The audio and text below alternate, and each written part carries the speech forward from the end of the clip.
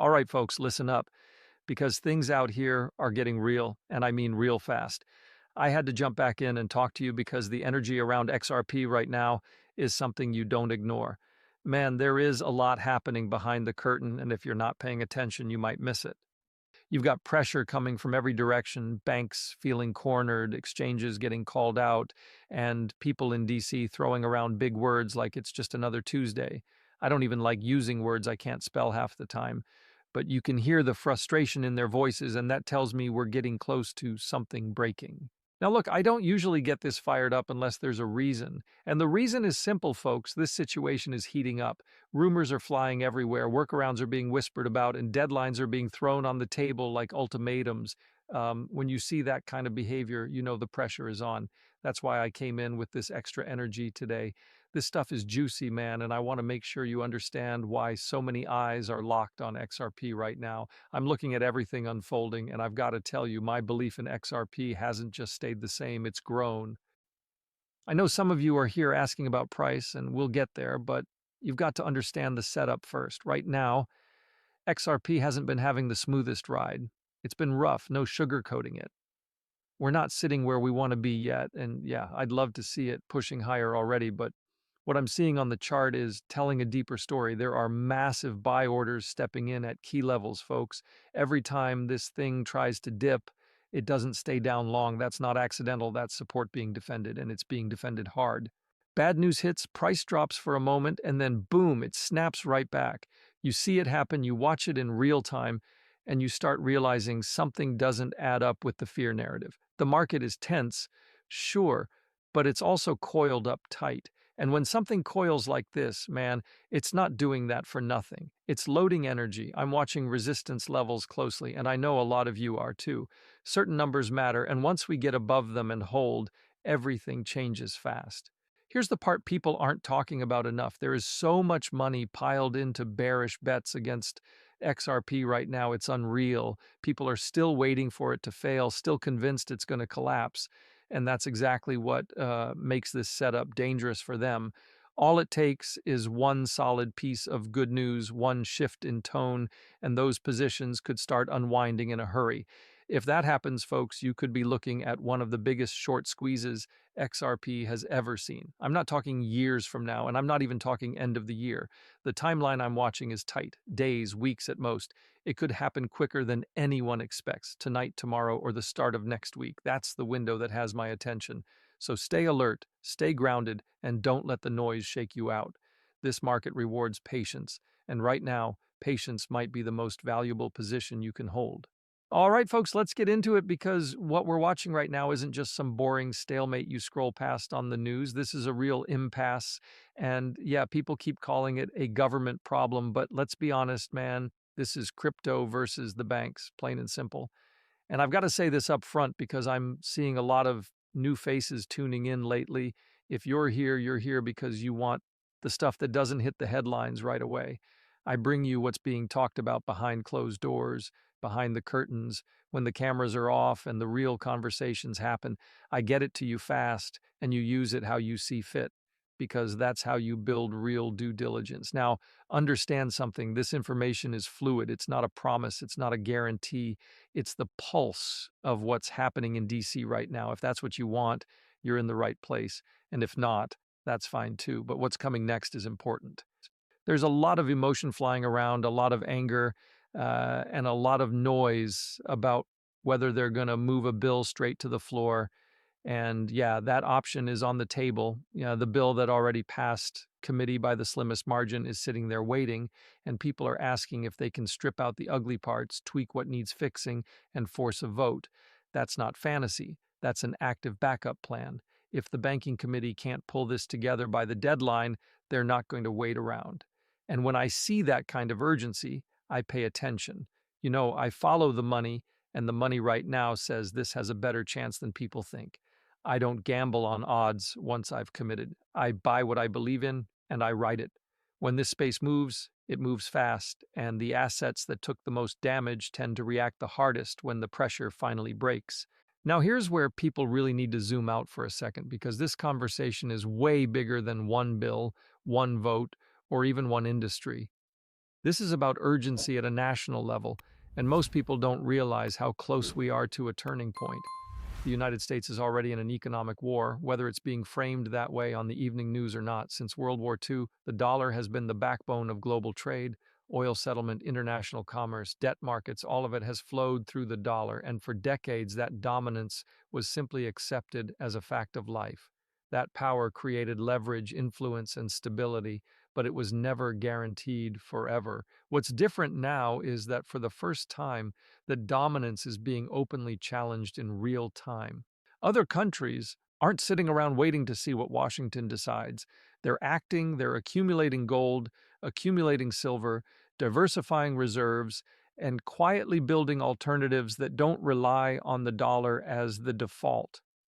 They're thinking in decades, not election cycles. So ask yourself this honestly: if a digital currency backed by real assets, like precious metals, becomes viable at scale, does that threaten the dollar's role as the global settlement layer? Of course it does.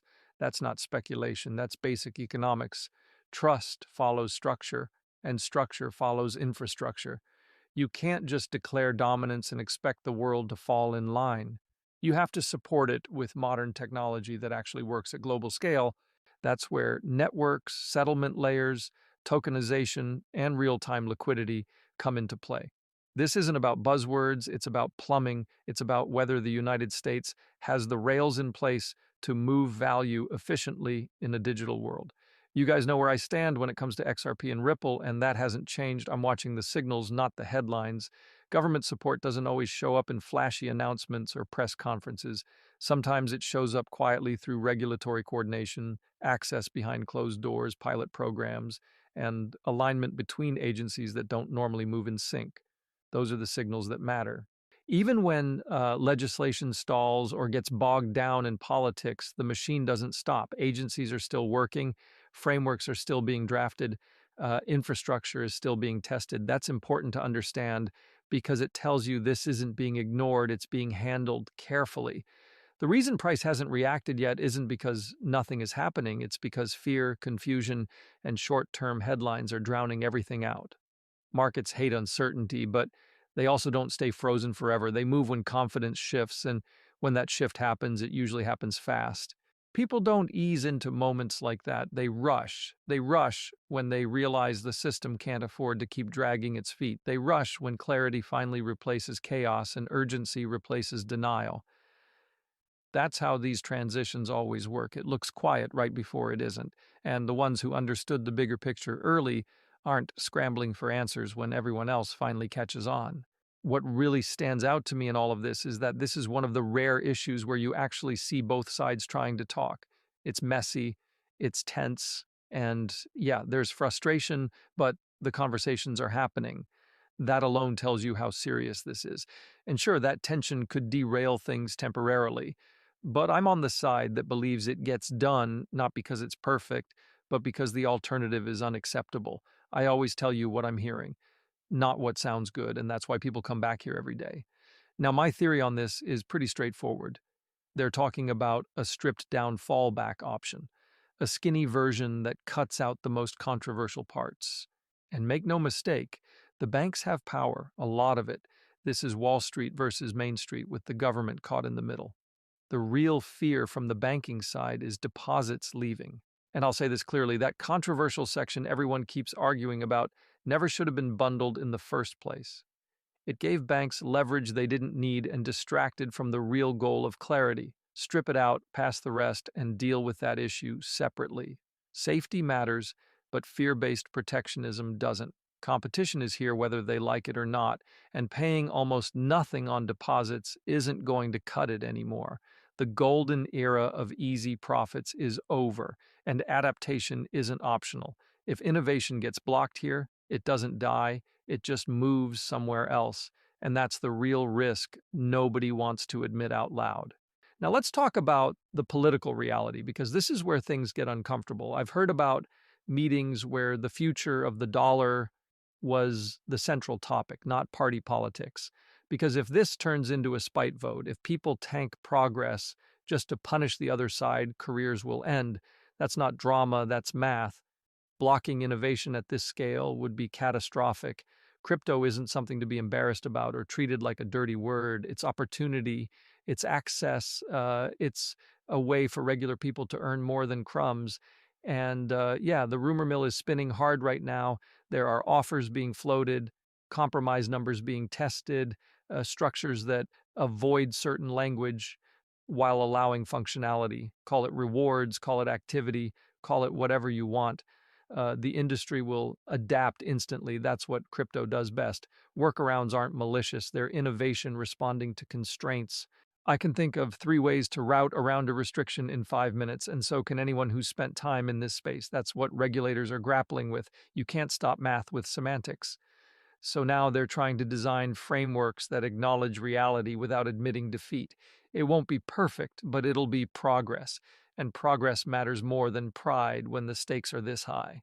At the core of this, everything comes back to one word: dominance, dollar dominance.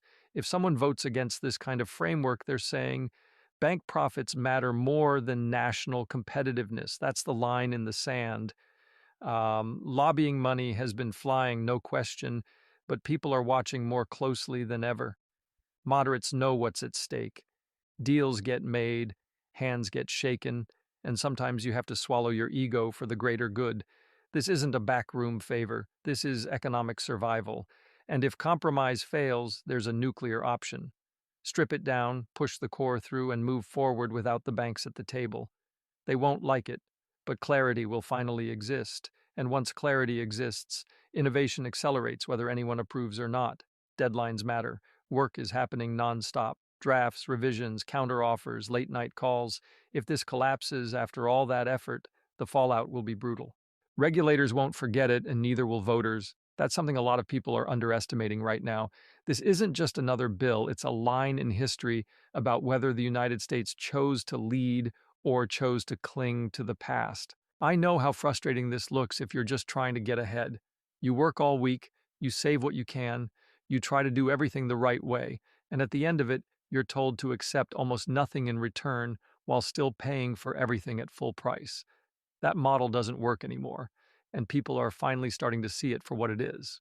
Wanting more than a fraction of a percent on your hard-earned money isn't greed, it's common sense. Wanting access to better financial tools isn't extreme, it's practical. That's the core of why this moment matters so much. This isn't about chasing hype or gambling on dreams, it's about structure, fairness, and opportunity. It's about whether the system continues to protect only those at the very top or whether it finally opens the door for everyone else who's been locked out for decades. What we're watching right now is pressure building on an old system that was never designed to adapt this quickly. Innovation doesn't ask for permission, it moves forward whether people are comfortable with it or not. And the longer decision makers delay, the more obvious the cracks become.